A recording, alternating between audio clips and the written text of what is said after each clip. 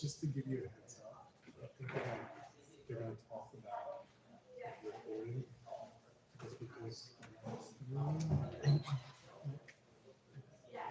some recording is in the way and this has different people from leaving and coming in. Just to give you a heads up.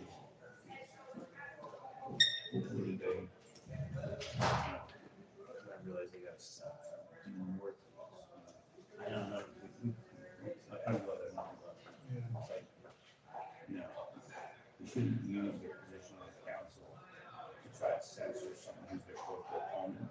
Just that itself to me is like an ethics violation. Nobody, like, they can't use their legislative authority that they don't even have to restrict on their opponent. I just think it's really bad, community and stuff. I think it's a good idea. This idea of make public participation during comments be more of a conversation stuff. That'd be awesome.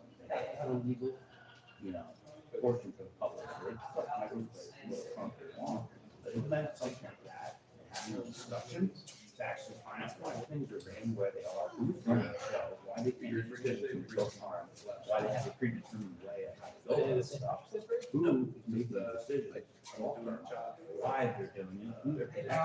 These are those things that come out of this conversation. I'm sorry, we're having a meeting. So, it is what it is. Then it does nothing. And then when it came time to do something, they did nothing. They didn't even stand for the national anthem and show that we're one nation and we can civilly disagree. No, I'm just saying, it's just so frustrating here, and I appreciate you, just about what their new thing is. No, and I agree with that. Nothing should be in the way of anybody. I agree with all of those things. Then if you come up with a press area, something like that, the Lord already has to get passed. One night said it's here. As long as it's not impeding the way, I hope it's.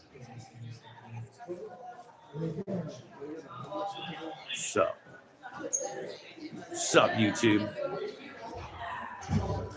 We are live in Cranford, baby. Back at it for another one.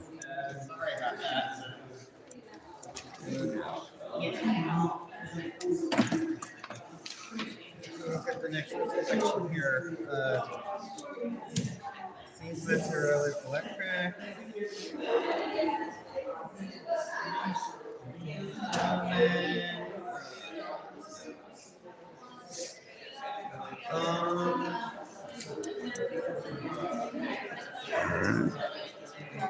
Hello. What's up, y'all? What's up? All right, we're live in Cranford. All right, we're back at it for another one. We'll see if the mayor or the law firm, whoever, encouraged people to come out in droves last time to speak in favor of restriction of limitations on speech. So I thought that was a little interesting. We'll see what happens this time. What's up, Randall? What's up, We the People? We got Leroy Truth in the house. Leroy's back at it. He did a phenomenal job last time.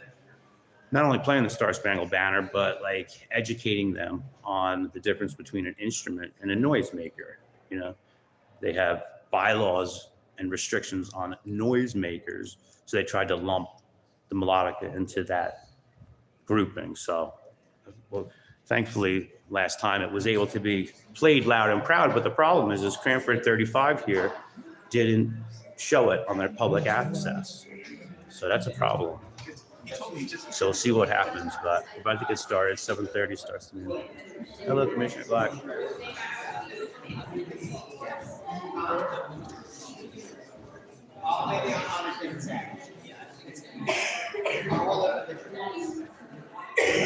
see what happens tonight. Let's see what happens. Let's see what it's up to you.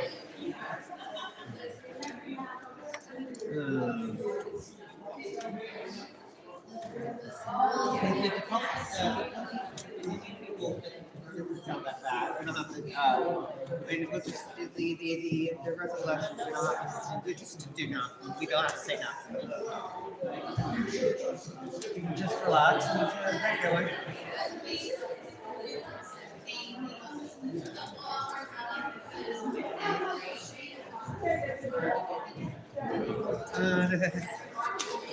Here's a fake. Alright.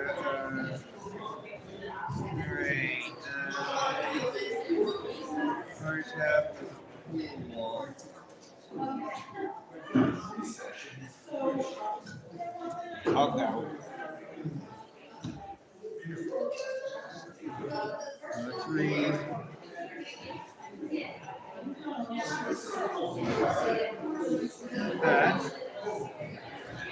That's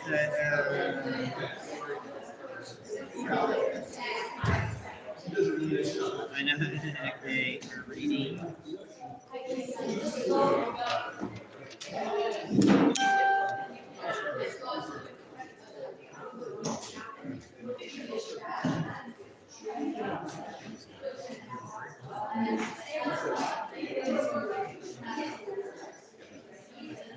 A celebrity week. What are you doing here, Sean? What's up, Ben? How are you? Yeah, celebrity week. What's that mean? Celebrity week.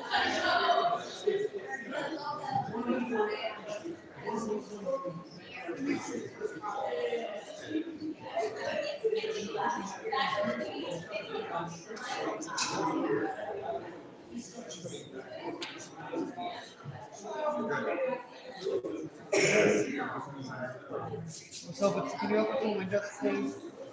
Windows.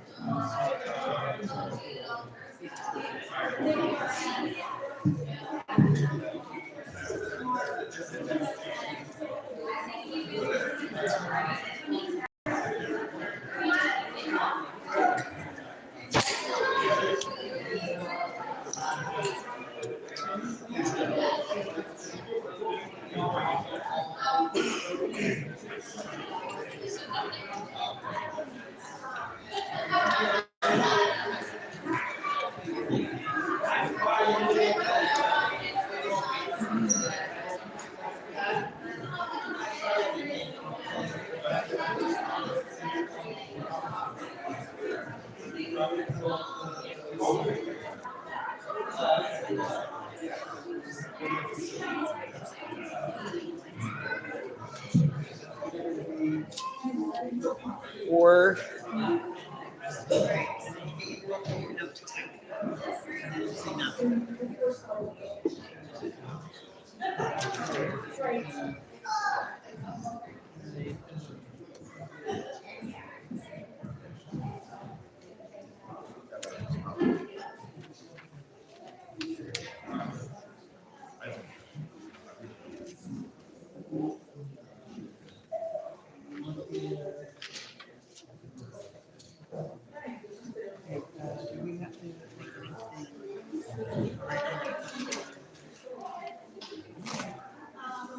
so, Mike, do you think we should what's the second component? Yes. The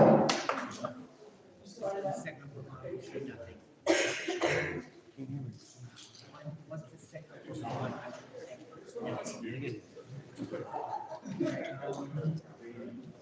Right, so what I would say.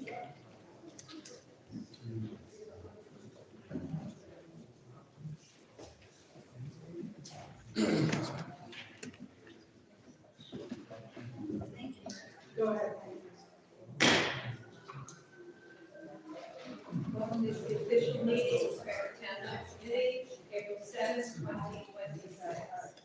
This meeting is in compliance with the Open Public Meetings Act, as adequate notice of this meeting has been provided by emailing the annual scheduled meetings to the Westfield Leader, Union County Local Source, and Star Ledger, and Tackle to Cranford, and by posting such annual meeting schedules on the bulletin board in the municipal building reserved for such announcements, and the filing of said notice with the township clerk.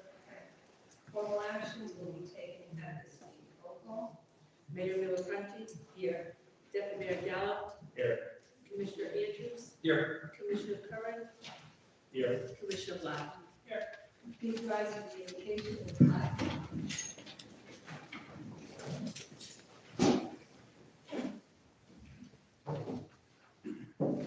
David. Admittedly, I don't get to read too many books. However, However, when I saw the book titled Find Your Yellow Tux by Jesse Cole, the founder of the Savannah Bananas, and after reading a summary, I thought I would find aspects of it inspirational and made the purchase.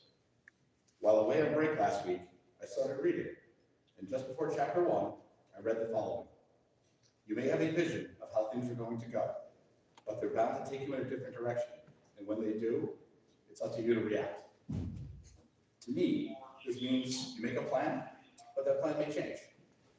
Elements may no longer be relevant, there may be obstacles to work around or overcome. How you react and pivot when presented with a roadblock says a lot about you as a person. Keep your spirits up and keep moving forward. Thank you. I pledge allegiance to the flag of the United States of America and to the republic for which it stands, one nation, under God, indivisible, with liberty and justice for all.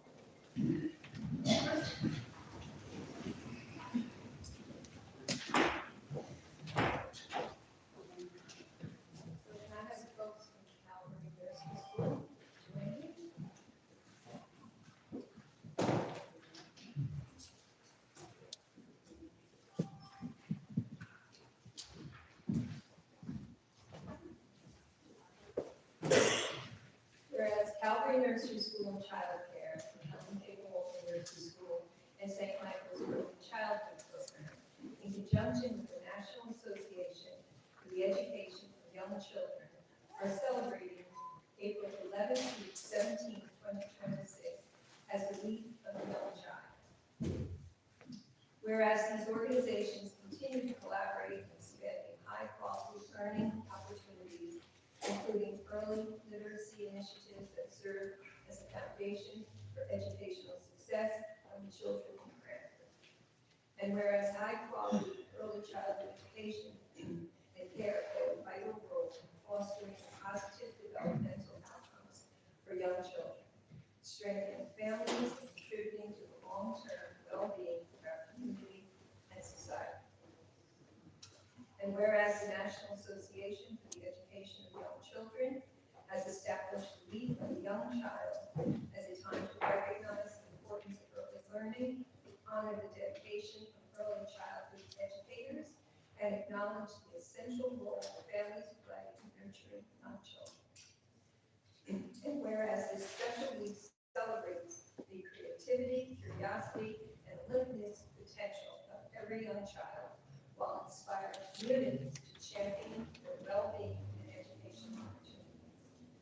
Now therefore, I, Kathleen Miller Prunty, Mayor of the Township of Cranford, do hereby proclaim April 11th through 17th, 2026, as the Week of the Young Child in Cranford, and encourage all residents to join in supporting a bright future for our youngest learners by prioritizing meaningful investments in early childhood education and development through our community.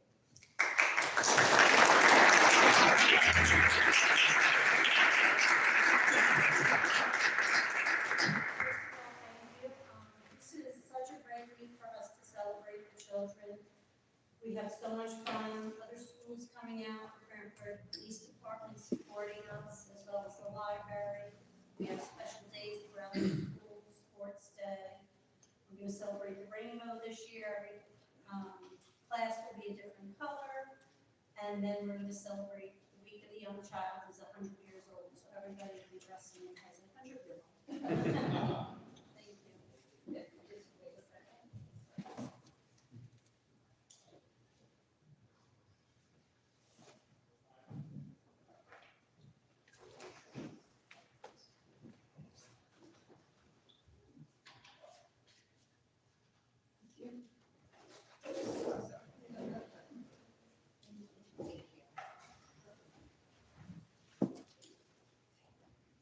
And next, we are recognizing our library. See some of the board members and the library director.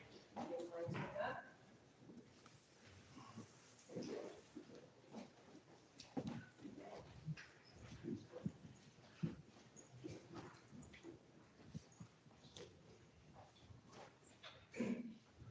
Whereas today's libraries are defined not only by their collections, but by the vital And whereas libraries remain trusted institutions at the heart of cities, towns, schools, and campuses, serving people of all ages, backgrounds, and interests. And whereas the libraries foster lifelong learning by offering resources, technology, welcoming spaces, and expertise of skilled library professionals. And whereas libraries champion equitable access for all regardless of race, ethnicity, creed, ability, sexual orientation, gender identity, or socioeconomic status. And whereas librarians guide patrons in finding credible information, navigating a wide range of viewpoints, empowering informed decision-making. And whereas National Library Week is celebrated annually in April, along with the national recognitions honoring library workers and the outreach services that extend library support beyond physical halls. Now therefore, I, Kathleen Prunty, Mayor of the Township of Cranford, proclaim April 19th through 26th, 2026 as National Library Week and encourage all residents to visit our library and discover all that it offers, and soon it will offer an expanded children's book.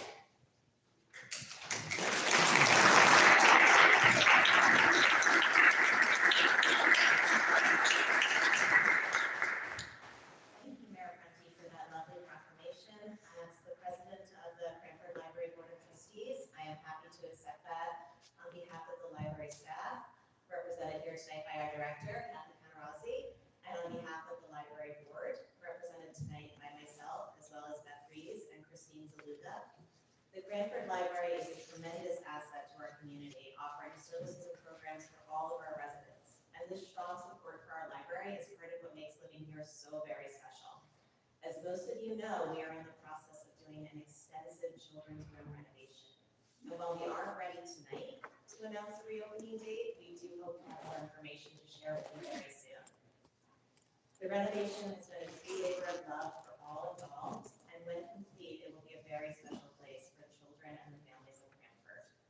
I want to thank the Township Committee for their support of this project, especially Commissioner Andrews, as well as State Senator Nick Scutari and Assemblywoman Linda Carter for their efforts. We hope to see you all at the library soon. Thank you.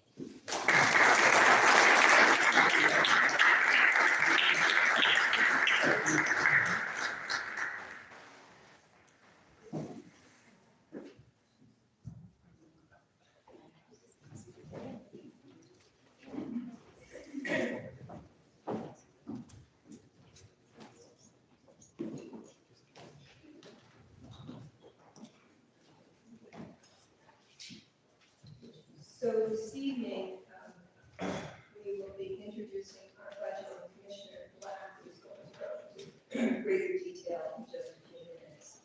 But I just want to take a moment to recognize and thank our Township Administrator, Ramona Patterson, and every department head who worked tirelessly for months on the budget. And they did it with the direction to keep the budget flat. And they did almost exactly that. Our operating budget is barely has an increase. There are increases in the budget for things that are beyond our control. And as I said, Commissioner Black will go into that in a few minutes. But I just want to remind everyone that we worked really hard to keep this budget low and at the same time continue to provide services that people expect and deserve. And secondly, just briefly, we all know that there are people who remain quite disappointed that Centennial Avenue Pool will not open this coming summer. For those of you who paid attention, you saw that last year it was a topic that was discussed and debated for an entire year. And that was with information that we were evaluating 10 years, 12 years worth of information about declining membership and increased expenses. So that decision was made, but what I want to tell you about tonight is on a positive note. We have a team of our township professionals make sure the improvements stay on track, and that pool will on Memorial Day weekend, you will enjoy the improvements, which are quite extensive. We, as you know, we received a grant, two grants for these improvements, and we worked every penny of that to get as much as we could out of the money that we received. There are improvements that are safety improvements, and there are aesthetic improvements. For example, the concrete around the pool, the deck, and around the baby pool was a mess, and honestly not safe. So that will be repaired. It will also be extended so that an area that typically is muddy, it will now be a cleaner area. The entire facility, indoor and out, will be repainted. That includes the locker rooms. There'll be vanity tops on the sinks in the locker rooms. There will be landscaped. The entire lawn grass area has been aerated, reseeded. There'll be new tops for all of the umbrellas and the shade structures on site. New water fountains, the new parking lot. The parking lot was already a mess, and after this past winter, with all of the snow that was there, it's really in bad shape. So the parking lot will be paved, and it will include drainage. There will be pedestrian walkways, so you don't have to door between cars going into the pool. There'll be an area that never had been parking where it will be for employees. So they're over there. The rest of the parking is for patrons. The parking lot will include trees, which eventually will provide some shade, but also drainage. So there are a number of things going to be chairs, lots of chairs and tables. So there are lots of improvements. We're excited about it. We look forward to the opening on Memorial Day, and we hope that people will enjoy it. Membership is open. I swear it's actually going to be warm someday. So believe me, it will be. You'll want to be at the pool. And with that, I will move on to Commissioner Public Safety. Thank you, Mayor. Let's start this evening with an update from our fire department. Congratulations on the order for both firefighter Travis Erotic and Lieutenant Chief Andy Lugan. Firefighter Erotic has been selected for a $212 award for his actions while on duty on the Garden State Parkway in May 2025. Per Chief Check, without hesitation and despite the immediate and obvious danger posed by the active flames, he assisted members of the Clark Police Department in extricating a trapped occupant from the burning vehicle. His decisive actions under extreme conditions directly resulted in the preservation of human life. Lieutenant Chief Lubin is receiving the New Jersey Firefighters Mutual Benevolent Association Scott Garber Service Medal. The award is presented to a member who best serves and displays the ideals of the NJFMBA. So congratulations to both Travis and Matt on their awards. This really goes to show that we hire and retain some of the best firefighters out there, and the public is in great hands under their care. Both the CPD and Cranford Fire Department are supporting Autism Awareness Month in April. CPD radio cars will display an autism awareness decal for the month. And you may have noticed the blue lighting at fire headquarters. The fire department is fundraising for Spectrum 360, a nonprofit organization focused on special education and development for people with autism and related disabilities. By selling a commemorative Puzzle Piece t-shirt. These can be purchased in person at fire headquarters with exact tunes or by check. And our newsletter will put a rather long email address, web address on there if you wish to order it online. Recently, our police department conducted a pedestrian decoy enforcement detail in town, aimed at both enforcement and educating motorists and pedestrians alike. The safety is shared responsibility between both of those groups. Drivers should stay alert, obey all traffic control devices, and stop for pedestrians in marked crosswalks. Pedestrians also encouraged not only to use designated crossings, but if they are equipped with active warning beacons, please engage those systems when crossing. Also want to mention we received a voicemail, I think it was either today or yesterday, kind of give me praise towards that particular effort. They had an issue with their family, maybe about 10 years ago or so, and to see this kind of enforcement really gave them comfort that, something like that is being enforced and may not happen again. That we're both educating our motorists and our pedestrians. And while I was with my family last week, another resident had contacted me to provide some feedback about reporting an issue in town. They used our CPD app on their mobile device to report the issue. Dump trucks using a new truck street. CPD was able to contact the resident later that day, discuss enforcement in the area that led to one of the trucks being pulled over and eventually towed away. Reporting by residents is one of the ways that we can document potential issues where total enforcement should be needed.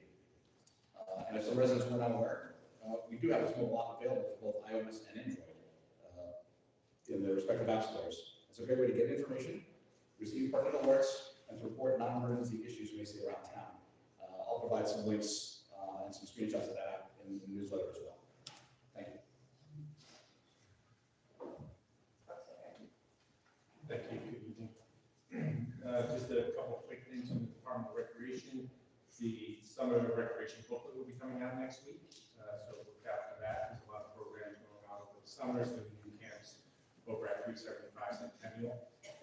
Also, the men's over 35 basketball league will be starting next week. So if you want to get involved in that, just reach out to the Department of Recreation. The environmental committee is working on quite a few projects. One is actually what's called a mini forest project. We're trying to find a spot, just a regular quarter of an acre, and really heavily planted with trees and bushes of native species. And this does a few things. It really helps with flood control in the area. It's been shown that those plots absorb up to about 25% more water than a regular plot. It also helps with wildlife and increasing biodiversity. So we're looking forward to doing that this summer. Also on the agenda are a couple items about pools. So one is for Steve Manginelli, electrical contractor, who's going to replace lighting inside the locker rooms and inside the facility to help with visibility. And we're also getting a new concessions vendor. So, the renovations, as the mayor said, are underway and on track to be completed by mid-May, hoping for Labor Day weekend, Memorial Day weekend. We currently have just under 700 memberships, so I'm encouraging people to go out and join, support the pools. They are membership supported, and it's a great place to spend a hot summer day. The other item on the list on the agenda today is resolution number 2026-182.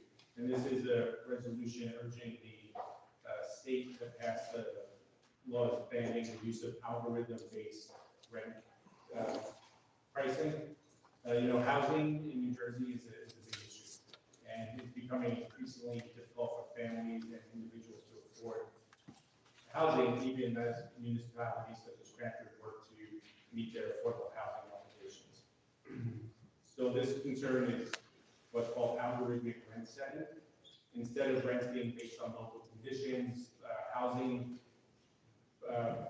property factors, they're increasingly driven by software that analyze properties across the state and artificially set higher rates. This has been a problem throughout not only New Jersey, but also throughout the country. And when widely adopted, it just results in unreasonable rent increases that puts additional strain on people. So there's legislation in front of the Assembly and the Senate right now that we're hoping is going to pass, and then we'll go to the governor, who said she will sign it on the desk. And this resolution is just encouraging both the Assembly and the Senate to pass these bills so that we can ensure transparency and fairness, and that rents are based on market prices. Engineering, Public Works. Yes, thanks, Mayor. I have two areas to report on this evening. The first is our food waste recycling program. I have brought this up a few times now, and I'm happy to share that we have a new vendor up and running, and bids are currently operating at the Conservation Center. As a brief reminder, so this is a program that started a few years ago, thanks to our green team. It was a great initiative. You can bring your food waste to the conservation center during the hours and days that they're open, drop them off on this bin, and they get essentially composted. The program was so popular that we quickly exceeded the one bin that our prior vendor was able to supply us with. And so we were constantly people showing up, they didn't have space for the food, they'd have to come back later, which we know was very annoying. We tried to resolve it with our old vendor, that was not successful, and so we found this new vendor. We're excited because the new vendor actually allows more things to be recycled through the program. That's what's on your screens right now. We will also include this in the newsletter and on the township page. It's a great program. Not only does this create clean and healthy soil, but this also produces clean energy. So the gases that are released, the methane and other greenhouse gases, are captured in this process instead of going into the atmosphere, which contributes to the greenhouse gas phenomenon and global warming. They're used for biofuel. So this is great. We have 2 bins. They're going to be emptied every Friday, I believe. And our goal is that Cranford is going to be a pilot for this project, and our hope is to roll it out throughout the county based on our experiences. So I really want to thank our Department of Public Works Superintendent, Ryan Elliott, for his leadership on this. Great, Don, you can take that down, thanks. Second area to report on is our flood mitigation work. As you know, we have our all-of-the-above flood strategy. A part of that is river maintenance. And there are 2 updates I have this evening on that. So the first is we want to do a large-scale desilting project of the river. So this is part of basic river maintenance. Sediment builds up over time. We can all see it. I mean, I went canoeing with my daughter last year, and in some places where you're kind of heading up to Nottingham from the canoe club, you're almost skimming the canoe against the bottom. Like, we're overdue. The last major project that we've done like this was probably about 6 to 9 years ago. Happy to share that the New Jersey Department of Environmental Protection approved our permits to do this work.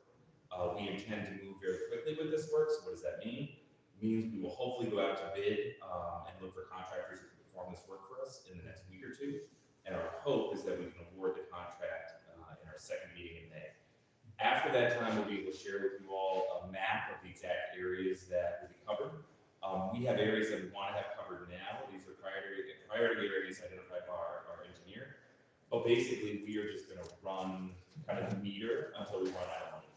The township committee has been saving money for a silting project like this for the last, again, about 6 to 9 years. So we've saved up a good amount of money, and we're basically going to say, use all the money, removing as much sediment as you can to restore the natural riverbed until we run out.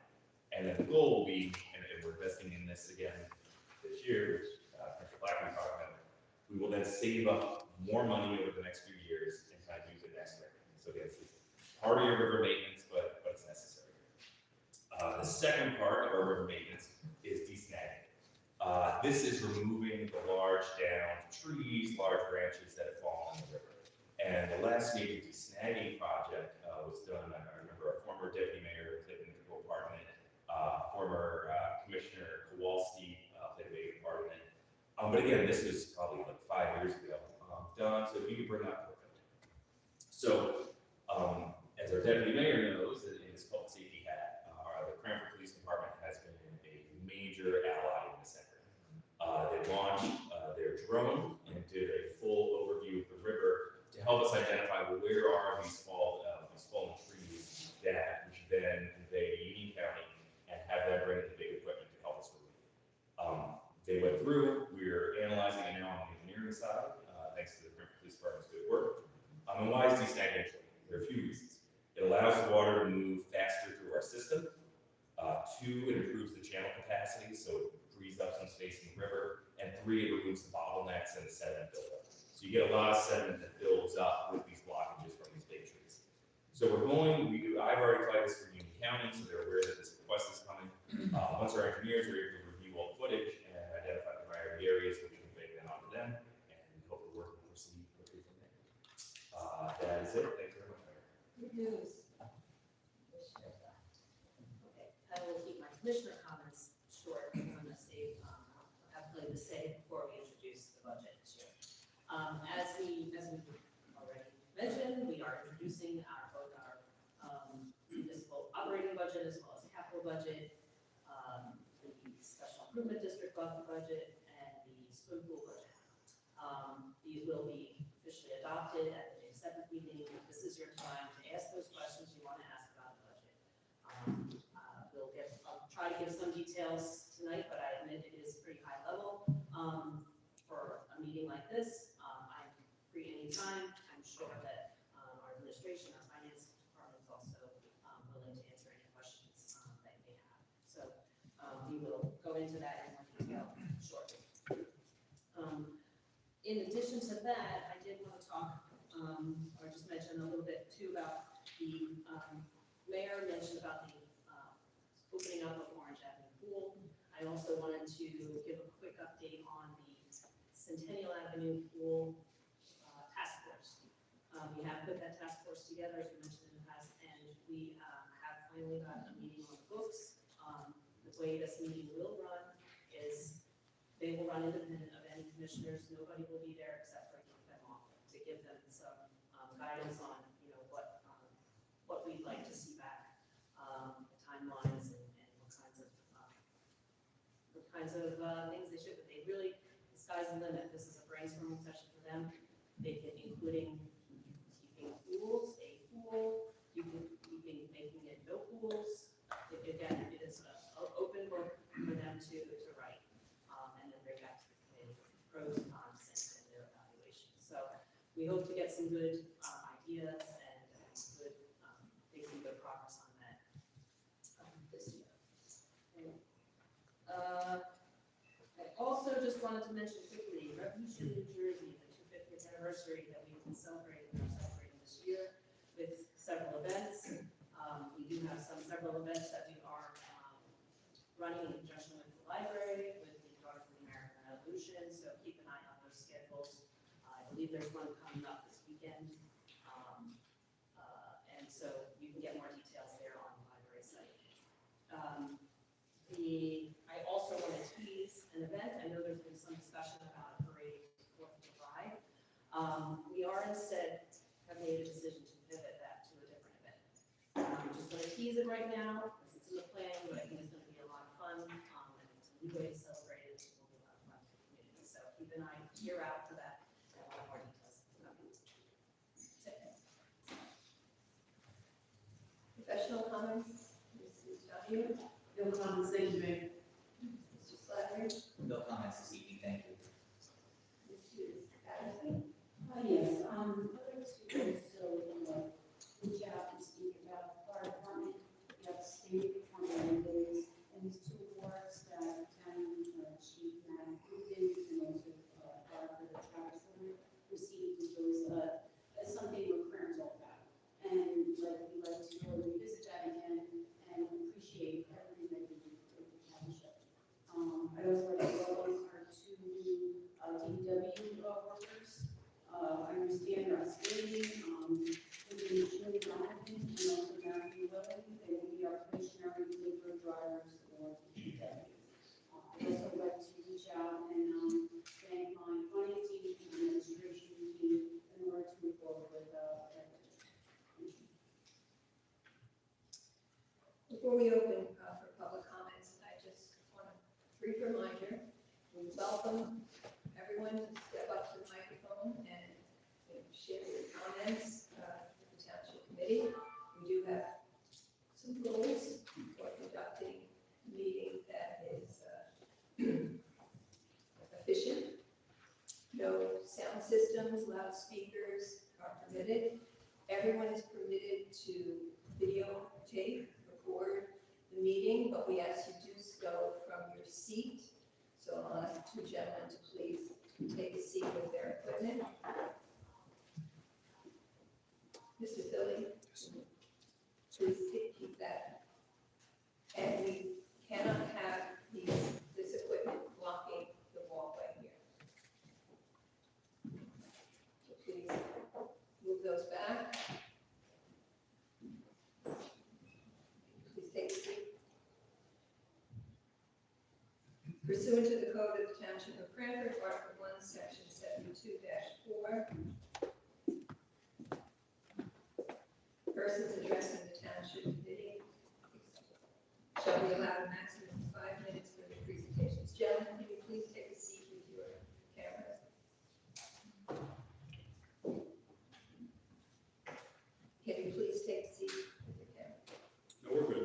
No, can you please take a seat?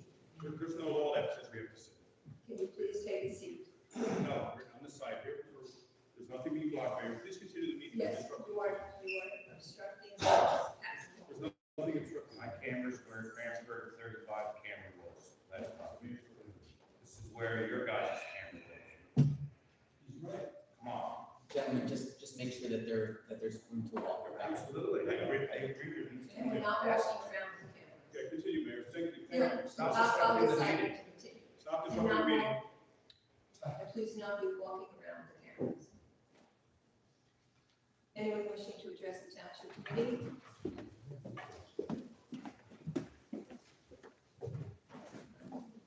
Good evening, Mayor, council members, how are you? Thank you for the opportunity to speak tonight. I'm speaking right now, so you can sit down. I'm speaking right now. I'm not gonna have this on my microphone while you talk. I'm not gonna have this on my microphone while you talk. Stop that. I'm not, this is my Sir. time. This is for public here. This is for public also, sir. This is, Sir, this is for public also. Get your hands off. Okay, Do not touch me. okay. And Sir. please, People at home need to hear you. they are gonna hear me just fine. sir, you are disrupting, I've had this. sir, you are disrupting the meeting. Thank you for the opportunity to speak. That's where NBC would put their It's over there. microphone. That's where You CBS just would walked put my their microphone. microphone. That's Okay, where guys. NBC would put their microphone. Where is How do you allow this to I'm happen? speaking tonight as concerned residents. Thank you. Where did it go? In recent weeks, I've seen dozens of Oprah requests shared among residents. Oprah, for those people who don't know, is the Open Public Records Act. It's a formal way for residents to request government documents. Different topics, the same pattern emerges. Residents using Oprah just to understand what's going on. Examples that I've been seeing, pedestrian and traffic safety, flooding and stormwater issues, redevelopment and planning decisions, grant applications and funding opportunities, pool and recreation decision, infrastructure and road conditions.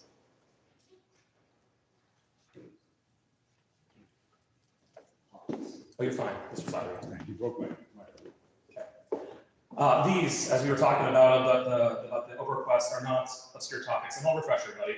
Pedestrian and traffic safety, flooding and stormwater issues, redevelopment and planning decisions, grant applications and funding opportunities, pool and recreation decisions, infrastructure and road conditions. These, again, are not obscure topics. These are everyday decisions that affect how Cranford and Confordians live in this operation. The problem is that Oprah should not be the last resort. Information is fragmented. One resident files a request, they receive documents, the documents sit in their private inbox, another resident files the same request again, and those documents often get shared informally among residents, passed around by your residents just to stay informed, instead of being easily accessible to everyone. This causes frustration, duplication, staff overload, work overload, and unnecessary tension we're all feeling. If one resident, transparency shouldn't require paperwork. If one resident asks, everyone should see. That's not partisan, that is not political, that is just good government. Cranford is an engaged town, and residents care. Residents ask questions, and that's a great thing. But residents shouldn't need formal requests just to stay informed about their own town. The goal isn't more Oprah, the goal is needing less Oprah. Residents clearly want more information. Information is already being shared informally. It's in my inbox, and access should be easier. Information should be more broadly available. If one resident asks, everyone deserves an answer. Cranford should be accountable by default. Thank you. Excuse me, what was your name? Sam Prince. Thank you. Thank you. And what's your address? 15 Chester Lane. Thank you. So, Mr. Prince, we work really hard to try to provide information, whether it's on the website, social media, the township newsletter.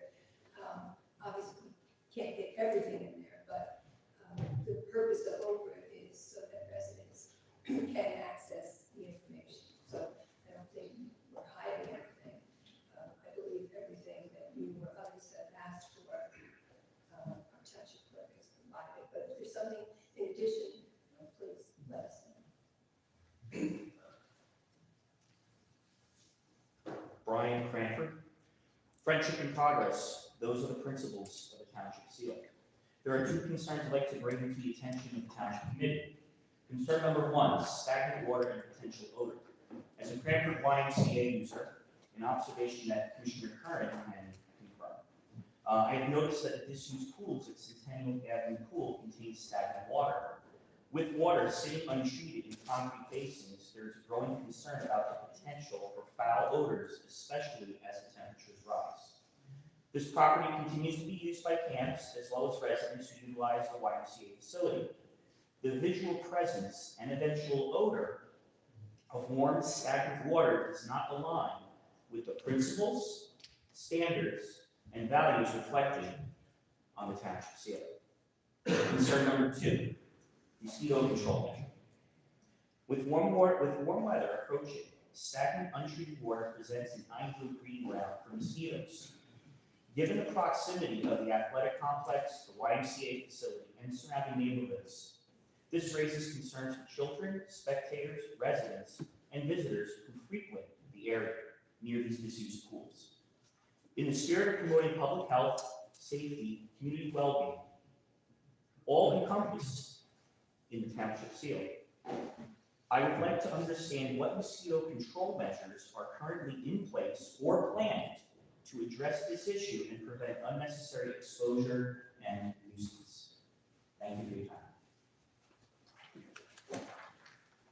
Thank you for your comments. I actually, I don't know if you were following me around today, but I actually spoke to Director Ramatazzi about the exact same thing this afternoon.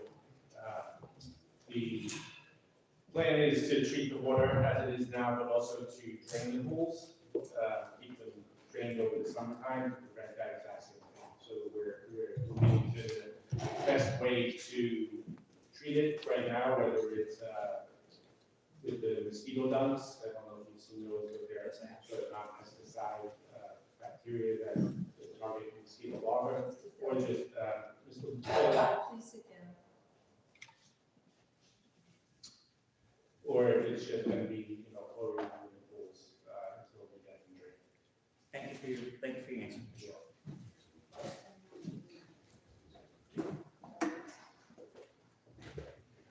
Evening, Mayor and Committee Please sit members. down when someone else is speaking.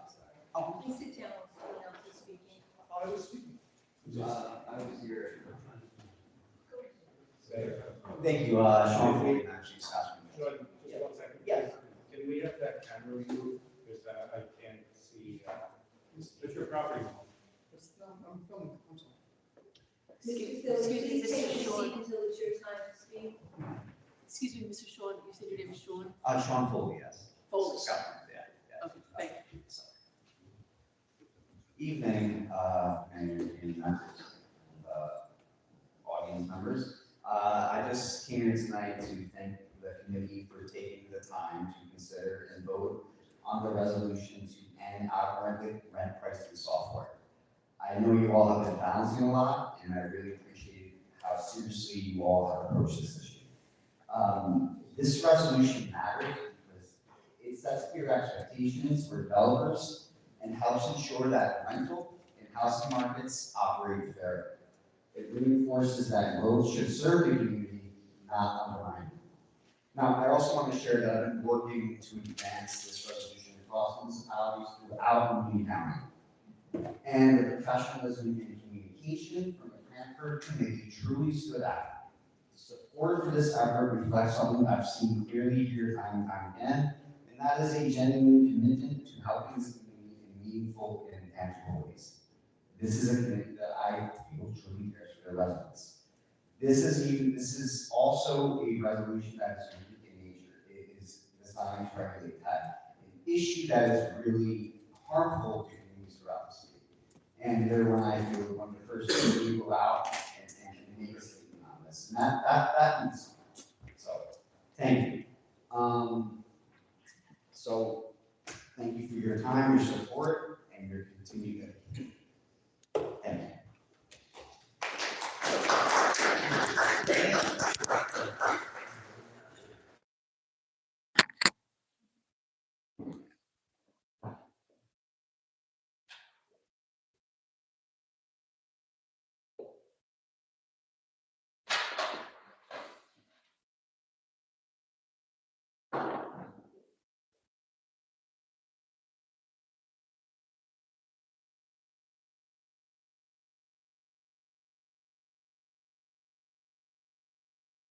Members of the public, please state your name and address when you approach the.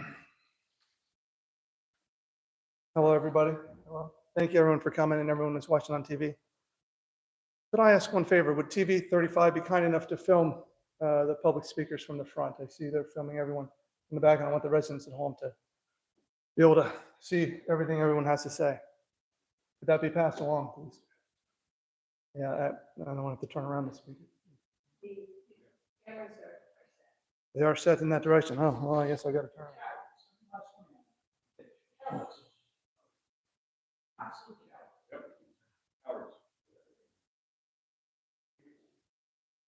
I'm here tonight to announce that I'm going to be running in the Democratic primary this year.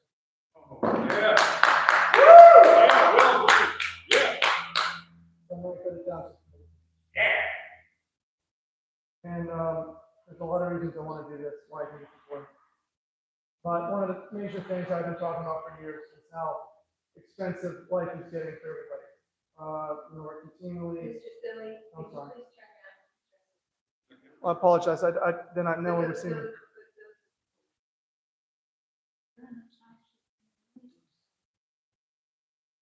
Right now, I wanted like the camera to point at us speaking so that people. Okay. I'm on the show. I'm going to announce it. So I'll just make it. The biggest issue for many of us is that we're paying more and more for less and less. And this is, happening in every facet of our town. And to the point that it's really unaffordable for anyone. Forget about making it affordable for anybody. And I'm concerned and have been telling people why I believe this would happen for many years. And it begins, of course, with, in my opinion, really poor decision-making, poor development deals we've been making. And as our town, as you know, there's two big, huge developments that our committees have voted to give 30-year tax exemptions. Totaling between the two over $200 million in taxes us residents would normally be receiving from these developers that now we have to pay for them. And I've been campaigning for this for years. And I ran as an independent before, and this year I'm running Democrat because my real goal is to bring all the parties together and all of us together. We've got all kinds of different opinions, but guess what? All our opinions are important and right. There is not someone's right, he's wrong, she's wrong, he's right. We're all right from our own perspectives. So I'm someone that really cares about understanding everybody's perspective in town and helping communicate those ideas so that everyone else can understand and we can have a functional government that works for all of us, not just whoever happens to be in charge of that particular time. Another big important issue for me is our schools. Again, we're paying a lot more and more money for the schools. They're getting bigger and bigger, but not better. And the class sizes are getting more and more full. Again, this is a direct result of these development tax exemptions we've given. And this is why we're having to pay out of pocket for poor school quality, not because of our teachers who aren't getting paid. We need to pay our teachers. And that's something I think is a real big problem that we'll deal with. 50 seconds left is on my time. And then of course the pool closing. I want people to know closing the Centennial Pool is not mandatory, nor is it financially necessary. That's not to say you can or cannot close it. But to tell the public we have to do it for financial reasons is not accurate. And what of course is the problem, once again, you'll be paying for a membership the same price as last year, only to use one pool, when before you got to use two. That's lost 50% of your value. I want and look forward to getting elected. Please vote for me on June 2nd. Democratic. If you're Democrat registered, if you're independent registered, you can vote for me. And if you're Republican, there's a way you can vote for me. I'll be letting people know how to do that. I really appreciate everything we've all been through together, and I hope this makes us all better for everyone. Yeah. Sincere, thank you. Thank you. Anyone else wish to address the public?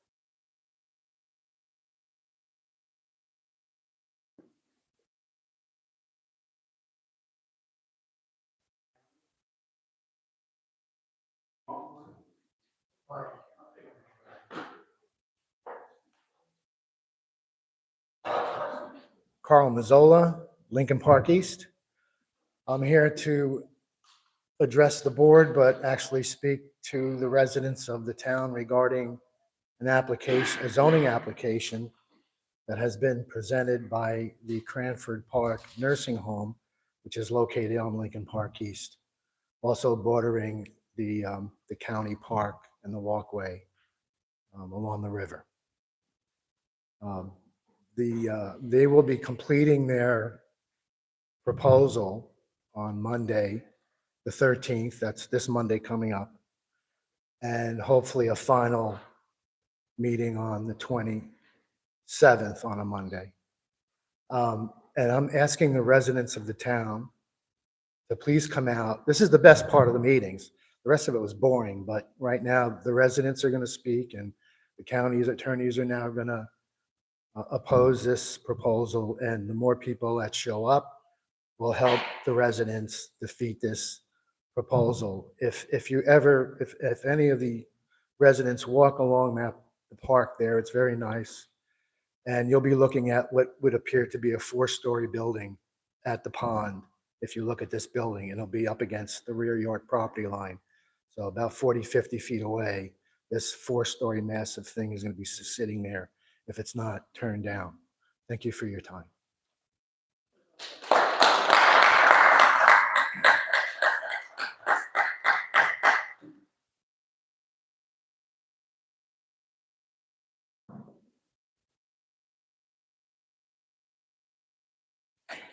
Hi, Rita Labruto, 104 Arlington Road. So when they drain the pool, can they also hose down the decking because it's full of poop? So I wanted to apologize if anyone thought, I think Commissioner Curran, you mentioned last night that I was argumentative when I spoke passionately about ADA bathrooms. That wasn't my intention to be argumentative. As you are aware, the $750,000 grant meant for ADA locker rooms and bathrooms was used for a $535,000 parking lot. So the last meeting, I was talking about bathrooms, and Mayor Prunty, when you answered me, you were talking about parking spaces. You indicated that the Pool Advisory Board was working on a 3 to 5 year plan. At the March meeting can you still hear me? That I was at, their priority was an intermediate pool. It had 14 stars next to it, and I have a copy of their priority. There also were ADA bathrooms and relining a parking lot. April this month, there is no meeting, which is perplexing to me with all the work and budget going on. But so what I would tell you is that ADA is a legal requirement. It is the right thing to do for people. So here's my question. What is your remedy for ADA bathrooms for this pool season? That's question one. Question two, the $535,000 pool expenditure was never on an agenda to be discussed. The resolution was on the official meeting to be voted on. So my question is, in the spirit of transparency, open discussion, and just doing the right thing where the public can hear discussion about large, not even just large expenditures, really any town business, where was this actually discussed? Because you all came out and voted, but it was never on a workshop agenda. It was only the resolution appeared on anything. So there are quorum rules. So how are we conducting business? Are each of you calling each other and doing the town business that way? Because again, how did you ever discuss this issue? This is now the second issue that I've seen go this route, where there appears on an official document as a resolution, but it never appears as being discussed anywhere. So I think people have the right to hear the discussion amongst their township commissioners. I don't know right now if any of you ever wanted drainage there, because we didn't get it. So that is my second question, is where is the town business being discussed? Particularly this item, because obviously it was a large expenditure, and I never heard a discussion amongst this township committee as to somebody wanted drainage, didn't want drainage, whether they thought it was too expensive. I mean, I looked at all the bids. These people are probably $80,000 off from the other bids. So they're, 15,000 off from the engineer's estimate. So again, I have two questions, and I would like an answer to them, whether you answer me. It looks like we've broken from decorum again, and we're answering questions as speakers are here versus end of meeting. So I'm not really sure where I'm getting an answer, but so you want to wait to the end? You want to answer me now? I have no clue anymore what's going on, to be honest. And I've been coming here, I don't want to date myself because that's not something you want to do, but I've been coming to meetings for 30 years and I've never experienced anything as bizarre as these meetings have been. So, right. Go ahead. You want me to sit there? What do you want me to do? I don't know what to do anymore. Okay, I'm done. So first of all, I've answered most questions. I've answered them. They've asked. People don't ask questions. So, Okay. First of all, the grant, like many grants, it didn't list just one item. It listed a series of a whole list of improvements that we put in. How we arrived at the work being done, the school director and staff, as well as the pool advisory board for the last several years have been making these list of things that need to be done. Pointed out they hadn't been done. Great. Meetings that should have taken place long before now, but again, that is May, it's happening.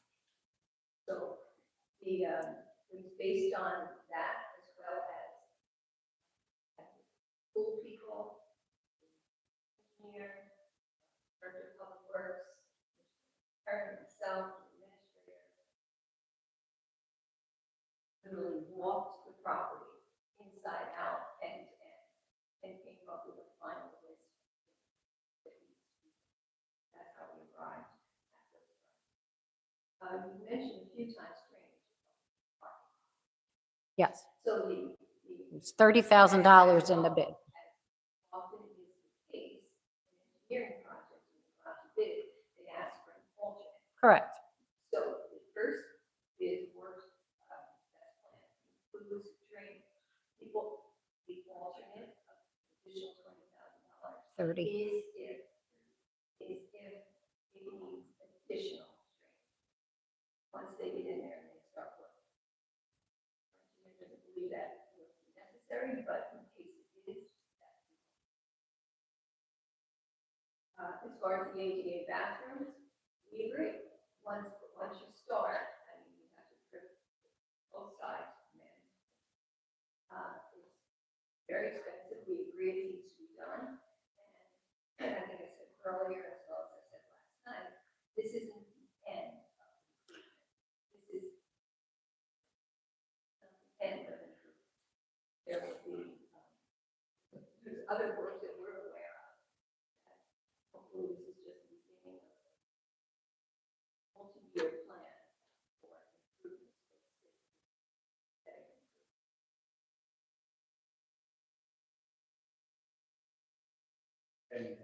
And I know you were at the March meeting for. Yep.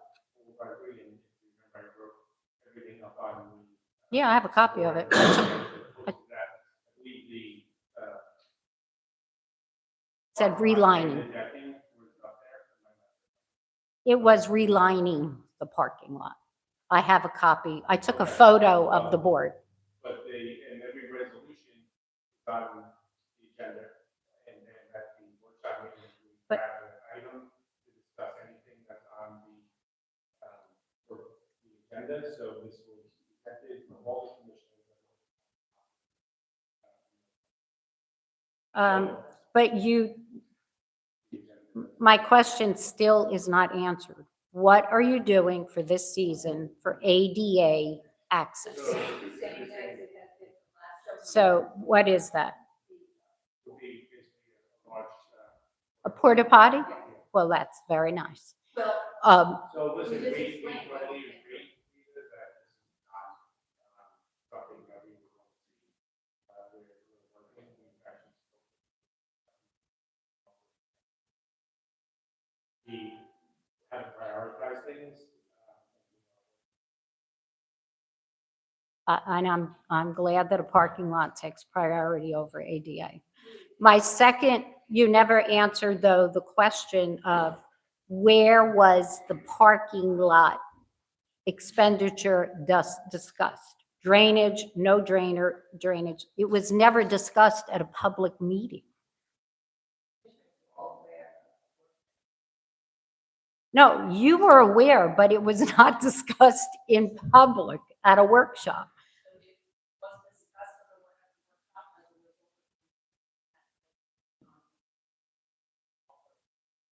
But that's not how business is supposed to be conducted. If it's a resolution, there should be a public item on the agenda in a workshop meeting to be discussed. I just want to make sure because. If I could just finish. There's always an opportunity if you see something on the agenda, look at the official meeting agenda. There's an opportunity for the residents to ask about that as well as we always review that official meeting. And I agree with you that that should have been an item and we work on getting those items clarified. Ordinances,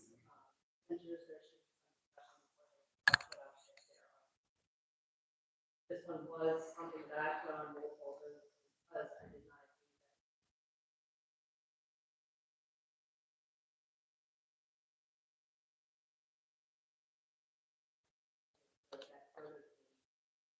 The goals of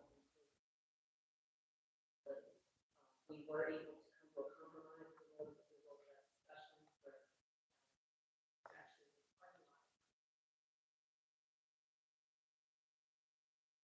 that's what that cost is.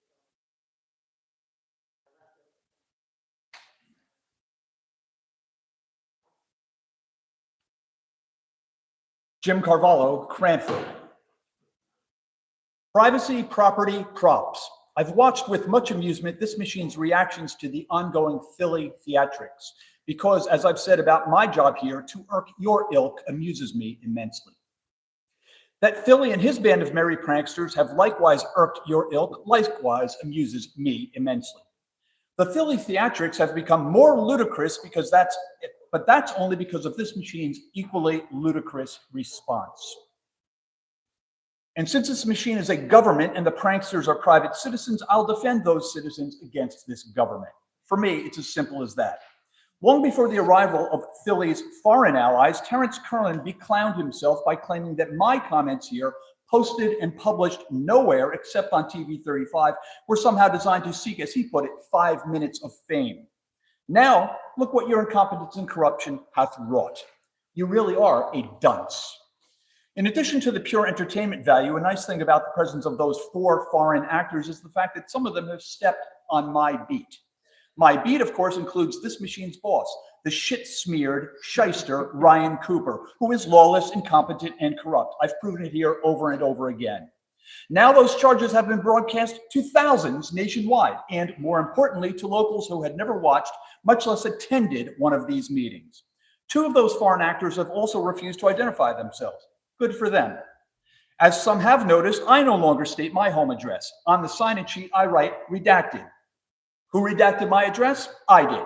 As I said here years ago, here's why.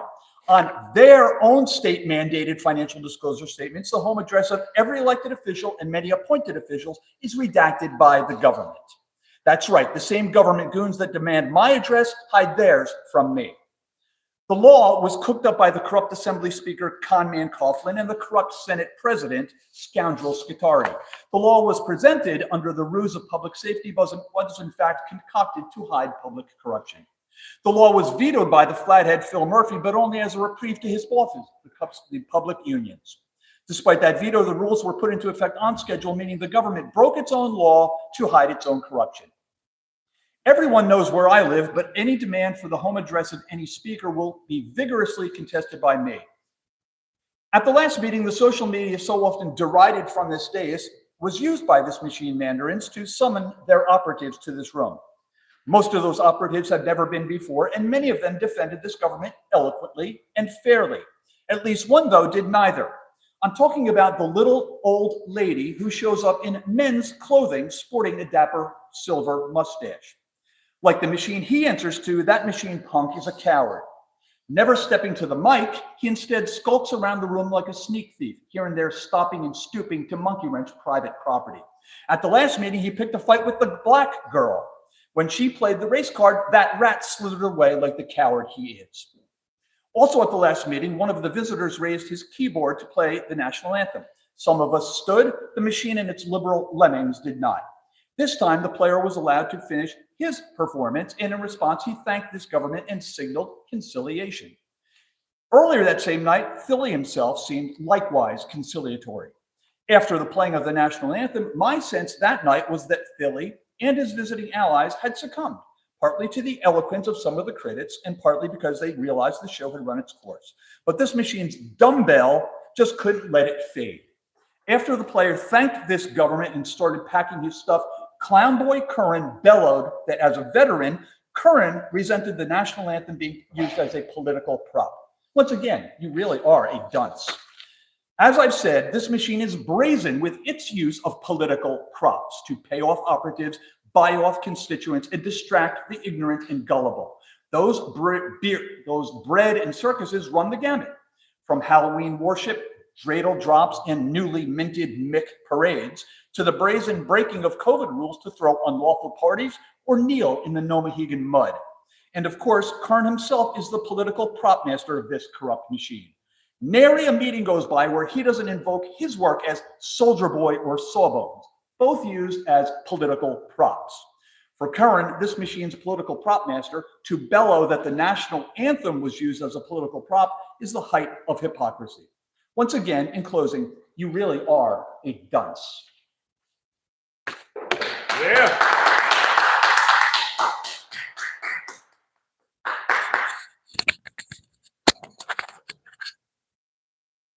Good evening, E.J. Kowalski.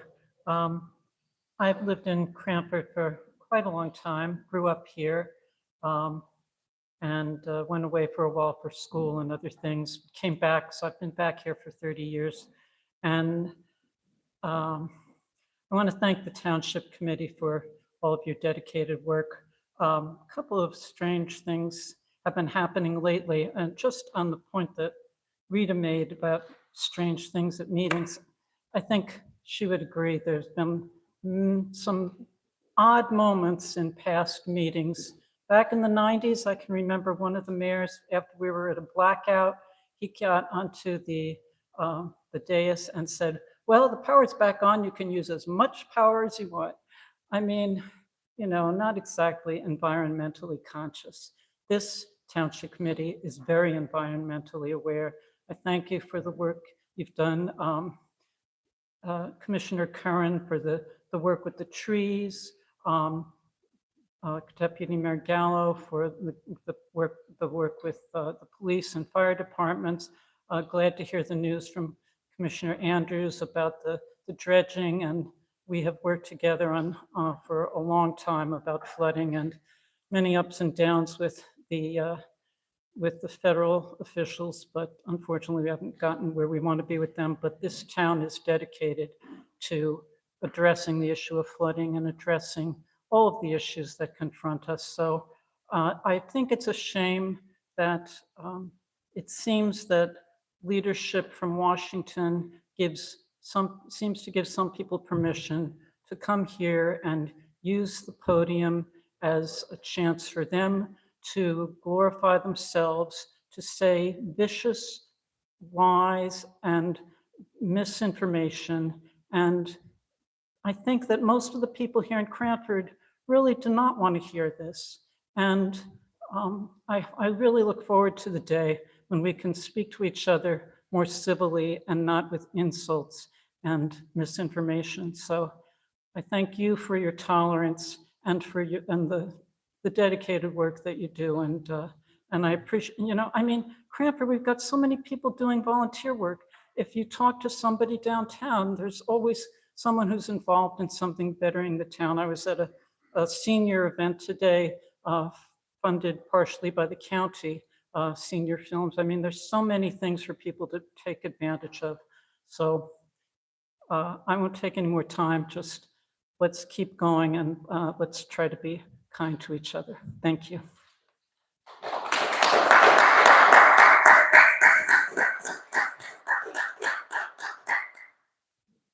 Good evening, Mayor and Council. Bob Bruns, 154 Hillcrest Ave.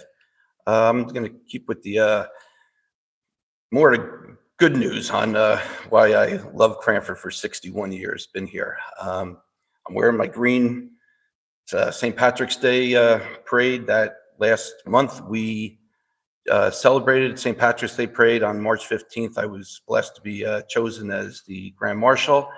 As Terrence will tell you, it's something I didn't take first to wear, and it took me a couple days, so I finally agreed with all the youth activities and everything I've been helping with since I was 18. Youth sports, middle school sports, high school sports, that's always been mine. And it's the second year of the St. Patrick's Day parade. I just wanted to get up here and really talk about just what it took. There's members of the committee that are here tonight, members that you guys are on the committee. I can personally tell you I saw each and every one of you there at the parade. It took a lot. The committee spent hours and hours to get it going. And once I got to it, then we got to the next. And I got to thank the Cranford Police with an unbelievable job of keeping everybody safe that day. And it just wasn't the Cranford Police. I did see two officers, 7:30, 8 o'clock in the morning, starting to put barricades out. Then I saw the fire department filling up water for their barricades to make sure everybody was safe. The DPW, they were moving all their big cement barricades around. The rec center opening, their doors to, chilly day to start the parade, and kids can get warm in there. It was a great spot where a lot of bands that were coming, they all met up. And then TV 35 is always anything there. Have always been a part with the sports that I've been involved with. They're great. Two things make a parade: the marchers, bands, and everything out there, and then the spectators. And the township of Cranford and other guests and everything, we had almost 10,000 people here and there. That was just a shot in the arm for local businesses, delis, pizza places, ice cream places that day, bars, restaurants. Even I had friends that I know somebody owns a barber shop that was on the line. He had food and everything for people that were his patrons. It was great. So for 61 years, I was blessed after that to be the Grand Marshal, and I can't, I will consider Cranford always, it's not green, I have my blue and gold on. So as some of you saw that day. So I just personally want to thank each and every one, the whole town that got behind it, and whoever gets chosen next year, hopefully they get the same feeling I had walking up the street and everything and seeing all the people cheering. So, and when somebody looks online, hopefully with Cranford, they'll look for more of the great events that TV 35 does than in some of the other stuff. So, but thank you very much for all your time, and the police and everybody else and help that. Thank you.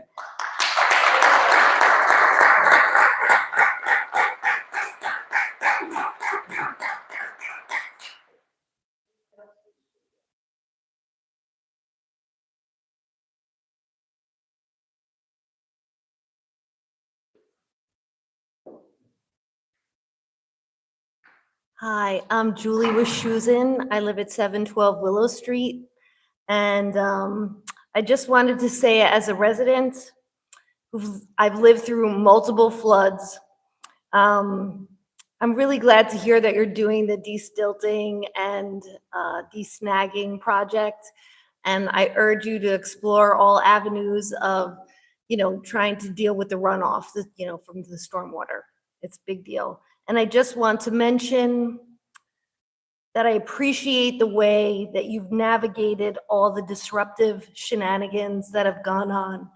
And I just really, really appreciate all of you for doing that. This is at times a thankless job, I'm sure, but we really do appreciate all of you, and thank you so much.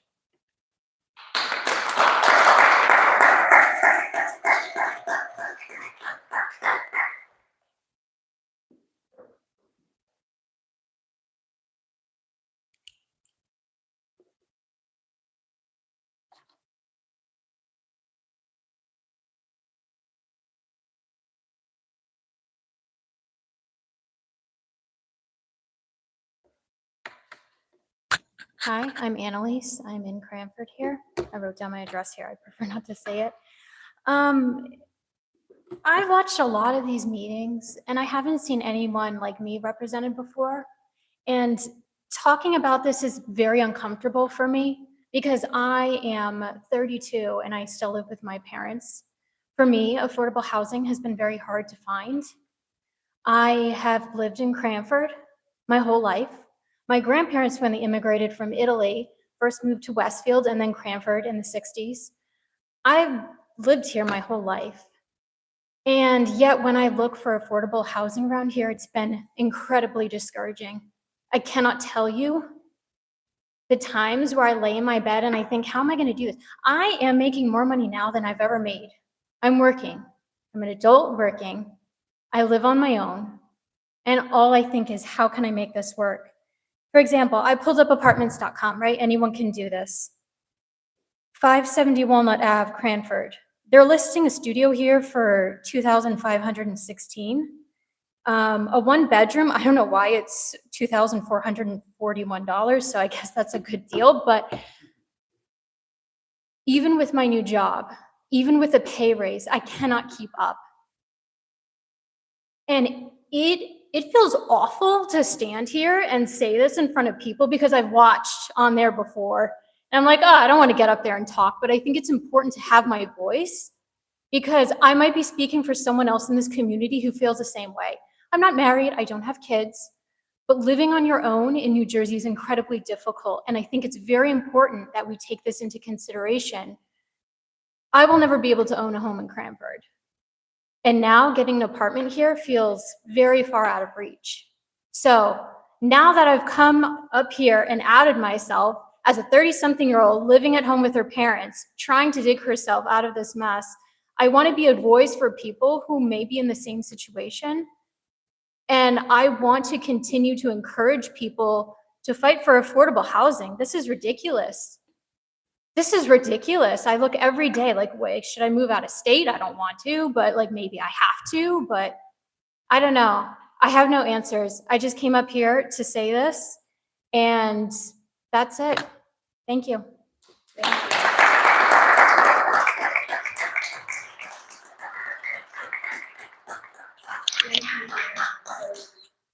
you for having the courage to raise truly important issues. You are not alone. There are lots of people your age and actually even older. And affordable housing is incredibly difficult. There simply is not enough of it. And one of the things we're doing tonight hopefully makes a bit of a difference, but it's not. So, the state of New Jersey requires municipalities to build affordable housing about 20% projects. But then the builders have, not necessarily here in Cranford, but throughout the state, throughout the country, use algorithm computer software basically to drive up the prices of rents. So we're encouraging the state to test rules that would prevent them from doing that. That would be housing somewhat affordable.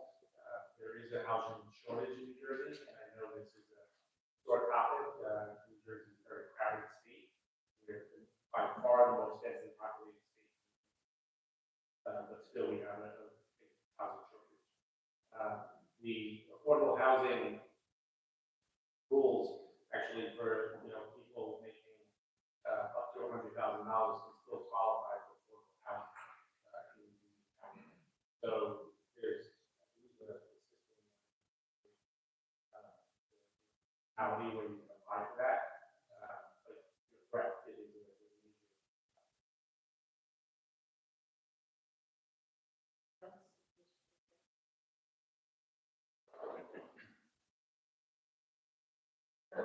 Yep. And I'm after him.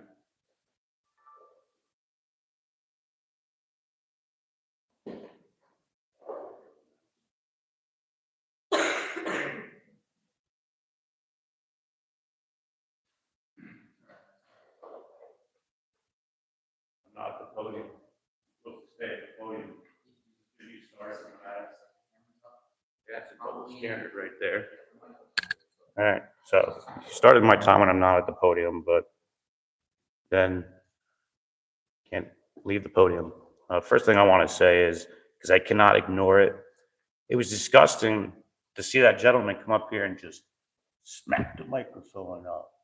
Smack the microphone off. A moment like Chris Rock getting smacked by Will Smith. It was just, what the hell is going on? Right? You talk about people being in fear to come to a meeting. Well, how does it help having somebody smack the microphone off? Have it fly across the room. No one says nothing. Cops don't come in because the mayor didn't. Now we're changing the camera angle. I wore my favorite shirt because I wanted it to be shown. I wanted to self-promote on TV 35. My shirt that says free speech makes free people. The shirt that I got from Sarah from the fire organization from Edison at the meeting where the whole nation came out, people as far from Texas, down from Florida. After the law firm referred to the American flag as a prop, as Mr. Curran here calls the national anthem a prop, we now remove camera angles to not show people at the podium, not show their face. The only reason why that story went national in Edison was because we had cameras showing the people at the lectern. Because Edison stopped showing the people. They stopped showing their faces. You talk about affordable housing as an answer up here, spewing your shit. That girl's face did not get shown. Her face couldn't go with the story. You took that away from her. You took away the proud guy who came up here with a St. Patrick's Day parade shirt. You took that away from him. You took away his self-promotion. You took away his image. Self-promoting is a bad thing? Is self-love a bad thing? Self-serving? Selfish, right? All selfish. What do you do every election cycle? You self-promote. Why do these videos go viral? Because the general public is baffled at what they see.